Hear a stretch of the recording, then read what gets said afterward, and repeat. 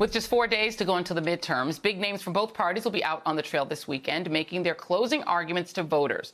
Republicans doing the usual, hammering inflation and crime, as many Democrats focus on protecting abortion rights and democracy. President Biden, former President Obama, and Donald Trump are all set to campaign tomorrow in the pivotal swing state of Pennsylvania. It comes as just last night, Oprah Winfrey, who notably helped boost Mehmet Oz's TV career back in the early 2000s, endorsed his Democratic opponent for the open Senate seat. I will tell you all this, if I lived in Pennsylvania, I would have already cast my vote for John Fetterman for many reasons. Joining me now is filmmaker and activist Michael Moore. He's the host of the podcast Rumble with Michael Moore and author of the Michael Moore Substack newsletter. Michael Moore, thank you. Good to see you again. Thank you for being here. What do you make of that? Because, you know, a lot of people were waiting to see what Oprah would do vis-a-vis Mehmet Oz, and she was critical to him becoming famous. What do you make of her endorsing his opponent instead of him?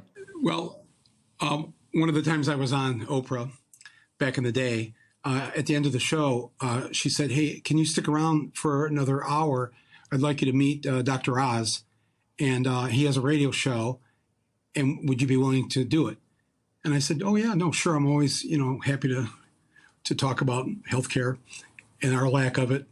And so I met him, and the first thing he did, he had on that doctor's thing that makes you look like a doctor, I guess. And he reaches in his pocket and pulls out a whole bunch of walnuts and says, "Here, have some walnuts." I said, "Whoa, I can't take that out of your pocket and eat it. I'm sorry. I'm not a germaphobe, but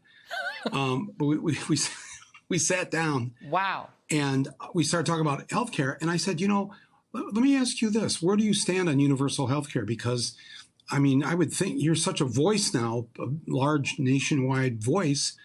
You could do a lot of good by coming out in favor of the fact that no American should ever lose their home or go bankrupt as a result of medical bills or hospital bills. And he went into this kind of longish thing of how capitalism is better than universal health care, and that for-profit medicine and for-profit hospitals get us better hospitals and better health care. I said, that's actually not true, because the health insurance companies, they want to approve as little as possible. If your doctor says you should go get this test or whatever, they're all over not approving it because profits go down when they have to pay that out. And he just didn't see it that way. He thought that, I said, really? But let me ask you then, just on a moral level, if somebody gets sick, which is, mostly it's not their fault. So why should they be punished by, we have more people evicted from their homes because of healthcare bills than for any other reason. And we're the only Western industrialized country that I saw this chart a few months ago, number of families evicted from their homes or, lose their mortgage because of healthcare bills. The UK, 0, France, 0, Canada, 0. United States, and it was like in the hundreds of thousands of people who have been evicted or have had to actually lose their home. Is that the America you want to live in? I said to Dr. Oz, that's not who we are, right? I want to live in America that supports the profit motive. Wow. Wow. Are you a doctor? Really? Because isn't the first rule for like the last 2,000 years since the code of whatever his name was begins with an H? I can't remember. Hammurabi. Yes, thank you. First, do no harm. Oh. And millions of Americans have been harmed by the way we do healthcare. And thank God that for President Obama, thank God for Hillary Clinton, who back in the 90s was the first in the modern era to say every American should be able to see a doctor and not have to look in their wallet and see if there's any money in the wallet. Yeah. So well, that was my experience. I want to hold with him. Yeah. That is quite a story. I want to bring in, this is supposed to be a two-man operation, so I'm going to bring in the second gentleman that we were going to have on with you, and let's bring in director and producer Rob Reiner, the great Rob Reiner. There he is. The great Hi, how are you? Hi, Joy. Hi, Michael. Hi, Rob. Michael was threatening to play you in the movie here. We were going to have him like jump to the other side of the screen of me and play both roles. So lucky He can be a meathead as well as I can. Well, I want to ask you both because, I don't know if you were able to hear, because I know we were having some technical gremlins with you, Rob, but, Michael just told a really sort of harrowing story about meeting Dr. Oz and his indifference to the fact that people didn't have health care. I think about the things that Republicans are willing to say that you would think would be they would make them, impossible for them to win. Yet Mike Lee going in and bragging to a bunch of donors that he wanted to pull up Social Security root and branch and get rid of it, and got some applause for it. You have the guy in North Carolina who wants to have rape panels where women have to go before they can get an abortion. You think about this stuff and you think, well, this shouldn't be close.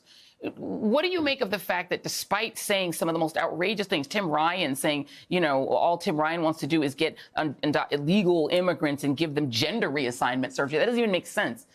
Why is it close? No, because to the other side, reality doesn't mean anything. They're only interested in power, and they're only interested in, and they'll do anything to get the power. They're willing to kill, literally kill, to get the power. You can't have a conversation with them. The only thing we can do is try to hold on to the House, add a couple of Senate seats. It's going to be very hard, but if we don't do that, this might be the last election we have in a democratic democracy.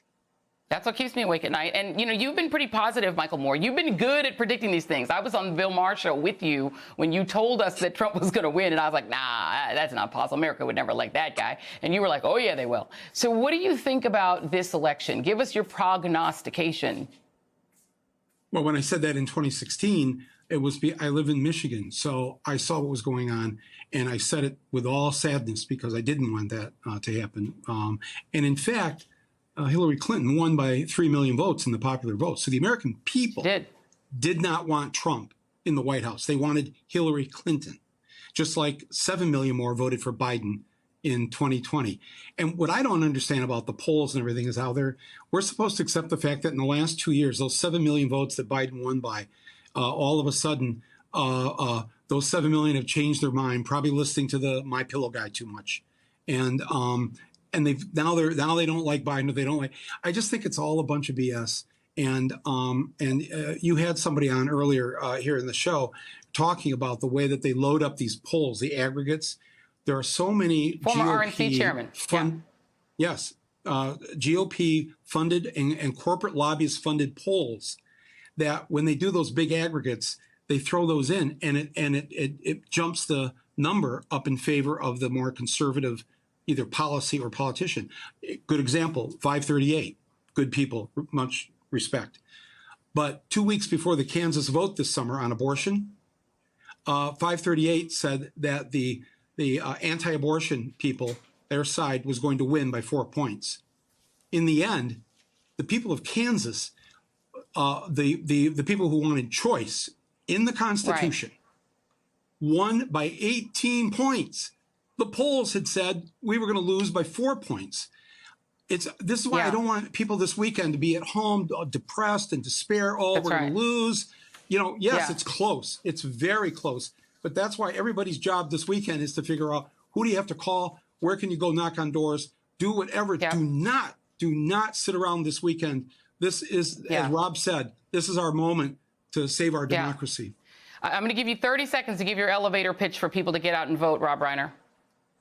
Well, I mean, if you care about a woman's right to choose, if you care that you will ever have a free and fair election again, and if you care about preserving 246 years of self-rule, then you'll get out and vote, because this will be the greatest country on earth. It is moving towards a more perfect union very slowly, but if it is taken away from us by eliminating the right to vote and eliminating our free and fair elections, then we'll have nothing. So we have to get out and vote. It's critical.